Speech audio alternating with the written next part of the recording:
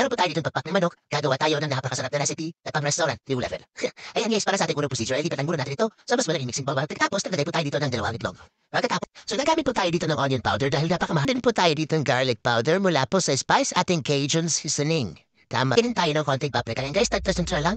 Nakadepende po yun sa inyo kung gaano kadami yung gusto. Naglagay din tayo ng asin at paminta pampalasa. Pagkatapos, meron po tayo ditong liquid seasoning. Optional lang po yan. Ating Worcestershire sauce. Haluin lang natin siya ng mabuti.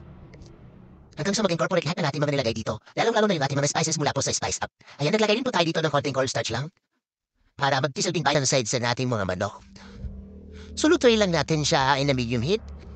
Kasi guys, huwag natin nalakasan yung apoy para hindi po siya masulo sa ibabaw at hindi hilaw naman sa loob. So, kailangan talaga pantay-pantay yung kanyang pagluluto dito.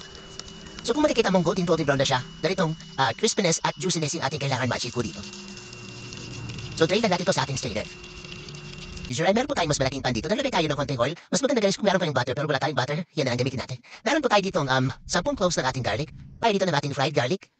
Ng spice. At napakasarap ito guys. So, mas maganda kung mas maraming gawin dito. Meron po tayo ditong Worcestershire sauce. Maglalagay lang tayo cup ating oyster sauce. Haluin lang natin siya ng mabuti. Inaan natin yung apoy guys para hindi ito masulog. Maglalagay din po tayo dito ng konting asukal lang, mga 1 cup lang. And then ibubusan natin dito yung ating mga napritong kaninang mga manok.